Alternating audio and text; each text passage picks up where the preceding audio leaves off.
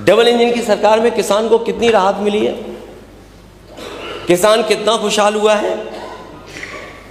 और मैं तो ये कहना चाहता हूँ कि सपा ही हमेशा किसानों की पार्टी रही है और किसानों की सच्ची आवाज़ बनकर के हमेशा उठाई है।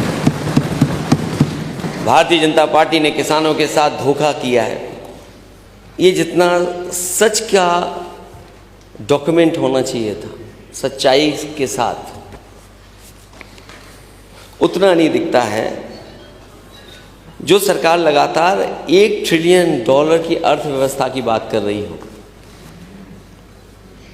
और अभी तक 1 बिलियन असत्य बातें कहने के बाद भी $1 ट्रिलियन की इकॉनमी तक नहीं पहुंच पाई। अध्यक्ष महोदय, लोकराज लोक लाज से चलता है। मैं इस अभिभाषण के आखिरी में जिन बातों को लिख करके कहा गया है कि ये उत्तर प्रदेश किस किस में नंबर 1 है,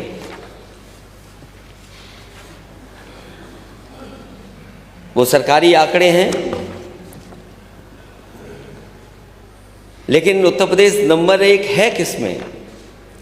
अध्यक्ष महोदय, सबसे अधिक संख्या में कार्यवाहक डीजीपी बनाने में उत्तर प्रदेश नंबर 1 है। अध्यक्ष महोदय, यहाँ बहुत सारे माननीय सदस्यों ने समस्या उठाई है, छुट्टा पशुओं की वजह से होने वाली दुर्घटना में उत्तर प्रदेश नंबर 1 है। झूठे प्रचार पे खर्च करने में उत्तर प्रदेश नंबर 1 है। अपने लोगों के मुकदमे हटाने में नंबर 1, रोजगारों पर लाठी चलवाने में नंबर 1, महिलाओं के खिलाफ अपराधियों को बचाने में नंबर 1, खड़ी फसल की अन्ना पशुओं द्वारा बर्बादी में उत्तर प्रदेश नंबर 1, दलित पिछड़ों के उत्पीड़न में नंबर 1, गरीबों का हक मारने में नंबर 1, लगी लगाई नौकरी छीनने में नंबर 1, अपनों को पिछले दरवाजे से नियुक्ति देने में नंबर 1, भूमाफियाओं को सत्ता का संरक्षण देने में नंबर 1, नंबर 1 केंद्र और राज्य की टकराहट में, जनता को गुमराह करने में नंबर 1 और पीडीए को प्रताड़ित करने में भी ये सरकार नंबर 1 है। जब इस अभिभाषण को मैं पढ़ रहा था और मैंने जब यहाँ सुना था तो मुझे लगा कि सरकार इतनी रफ्तार से विकास कर रही है, हम लोगों को क्यों दिखाई नहीं दे रहा है? उस डॉक्यूमेंट में लिखा है कि एक दिन में 2 पुल बनते हैं,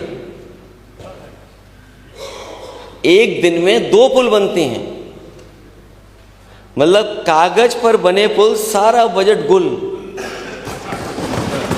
एक दिन में 2 पुल। हमारे माननीय सदस्य बैठे हैं, अगर इस डॉक्यूमेंट में ना हो तो बता दीजिए आप। इस डॉक्यूमेंट में है, हाँ सत्य है, औसत में है। मैं अध्यक्ष महोदय, जो इस किताब में लिखा है, जो इस डॉक्यूमेंट में लिखा है, वही बात मैं कह रहा हूँ। हमारी सबसे बड़ी मददगार अर्थव्यवस्था के लिए कोई है तो हमारी खेती है, हमारा किसान है। और किसान के बिना हमारी अर्थव्यवस्था वहाँ नहीं पहुँच सकती है जहाँ हम पहुँचाना चाहते हैं। हमारा किसान खुशहाल होगा तो हमारा प्रदेश और देश भी खुशहाल होगा। और ये बात मैं आज पहली बार नहीं कह रहा हूँ अध्यक्ष महोदय, समय समय पर, और जितने भी हमारे पुराने नेता रहे हैं, समय समय पर उन्होंने यही कहा और दुनिया ने उदाहरण ये दिए हैं कि जिस समय हमारी अर्थव्यवस्था को आगे ले जाना है तो हमारे किसान की अर्थव्यवस्था को भी आगे ले जाना पड़ेगा। लेकिन आज जब हम देखते हैं पीछे मुड़ करके डबल इंजन की सरकार में किसान को कितनी राहत मिली है, किसान कितना खुशहाल हुआ है।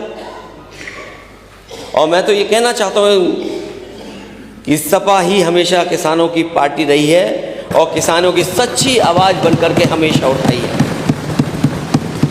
भारतीय जनता पार्टी ने किसानों के साथ धोखा किया है, लागत बढ़ा दी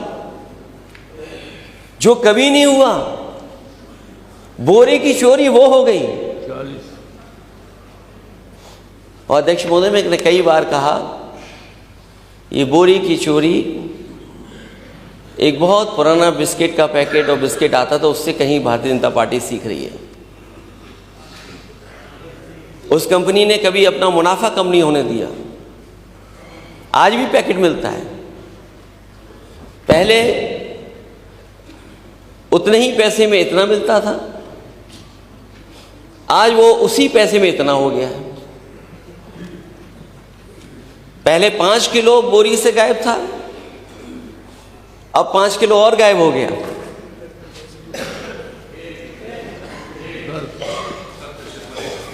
तो सोचिए किसान कैसे खुशहाल होगा। आवारा पशुओं की वजह से फसल कितनी असुरक्षित है,